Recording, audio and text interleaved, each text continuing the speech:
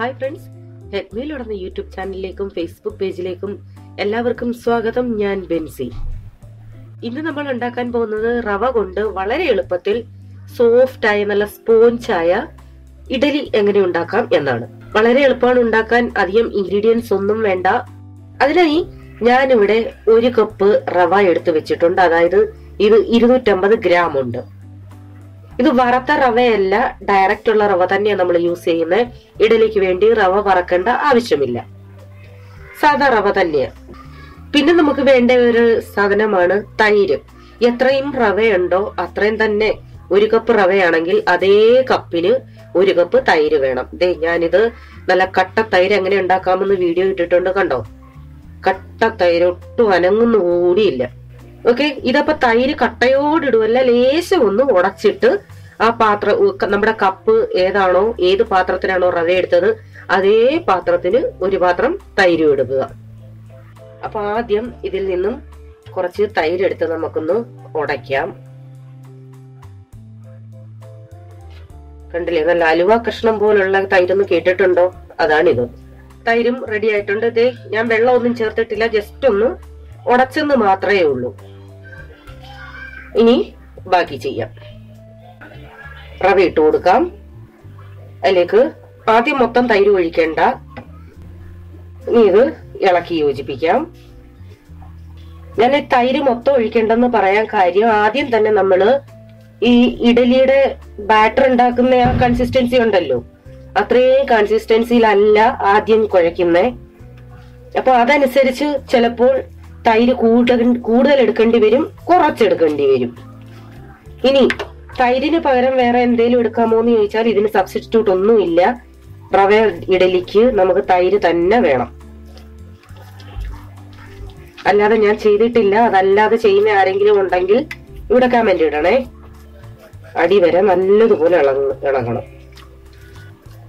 കണ്ടോ, നന്നായിട്ട് ഇളക്കി യോജിപ്പിച്ചു.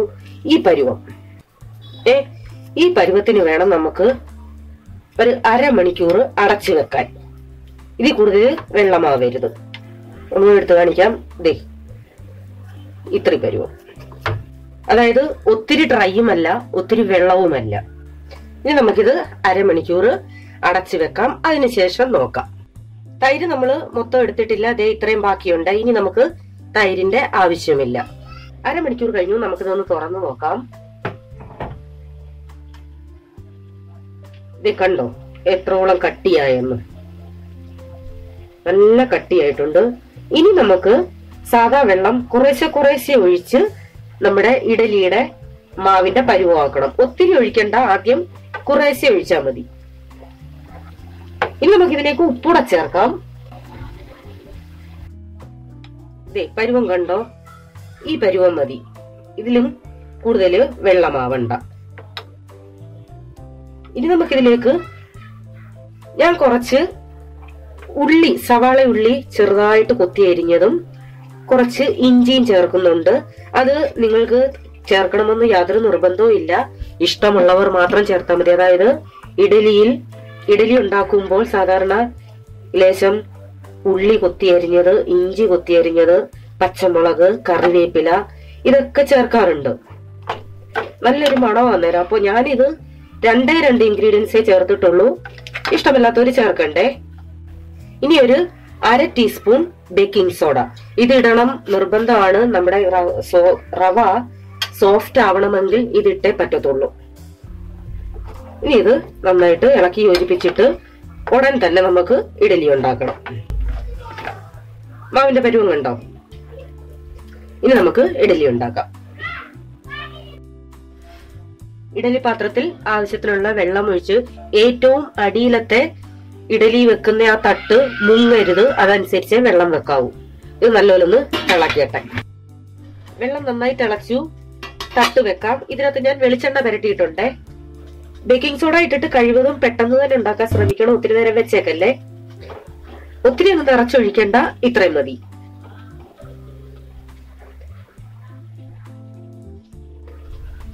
ഞാനിപ്പോ ഈ സ്പൂണിൽ ഓരോ സ്പൂണാണ് ഒഴിക്കുന്നത്. നിങ്ങൾ ആരൊക്കെ ഫ്രൂട്ട് സലാഡ് ഉണ്ടാക്കി എന്നിട്ട് ആരൊക്കെ നല്ല അഭിപ്രായം തന്നു? ഇവിടെ ആണെങ്കില് ജോസാൻ 2-3 കൂട്ടുകാർക്ക് കൊണ്ടുപോയി. അവരാണെങ്കിൽ ഇത്രയും നല്ല അഭിപ്രായം പറഞ്ഞു. അവര് ജീവിതത്തിൽ ഇതുവരെ ഇങ്ങനെയുള്ള കഴിച്ചിട്ടില്ല, ഇനി ഉണ്ടാക്കി കൊടുക്കണേന്ന് പറഞ്ഞേക്കും. അതുപോലെ സെയിം എന്റെ ഓഫീസിലും ന്യൂ ഇയറിന് മാഡം ഒന്നുകൂടെ ഈ സലാഡ് ഉണ്ടാക്കി കൊണ്ടുവരണേന്ന് റിക്വസ്റ്റ് ചെയ്തേക്കും എന്റെ ഓഫീസില്. അപ്പൊ ജോസാന്റെ കൂടെ ജോലി ചെയ്യുന്ന ബാച്ചിലേഴ്സ് ആയിട്ടുള്ള പിള്ളേരാണേ. അപ്പൊ അവര് മെസ്സിന്നോ ക്യാന്റീനിന്നോ ഒക്കെ ഫുഡ് കഴിക്കുന്നത്. അപ്പോ ഞാൻ ഇതുപോലെ എന്തുണ്ടാക്കിയാലും കറികളാണെങ്കിലും തോരനോ പിന്നെ എന്തെങ്കിലും സ്പെഷ്യൽ ഉണ്ടാക്കുവാണെങ്കിലും ഒക്കെ ആ പിള്ളേർക്ക് കൊടുത്തു വിടും. ഇപ്പോ മാവെല്ലാം ഒഴിച്ചു. നമ്മുടെ ആ 1 കപ്പ് റവയില് 13 ഇഡലിയാ ഞാൻ ഉണ്ടാക്കുന്നത്. 250 ഗ്രാം റവ. എന്റെ ഇഡലിയുടെ സൈസ് 13 ഇഡലിയാ കിട്ടുന്നത്. ഇത് നമുക്ക് അടച്ചു വെച്ച് വേവിക്കാം. ഇതൊന്ന് തുറന്നു നോക്കാം. നന്നായിട്ട് വെന്തിട്ടുണ്ടേ.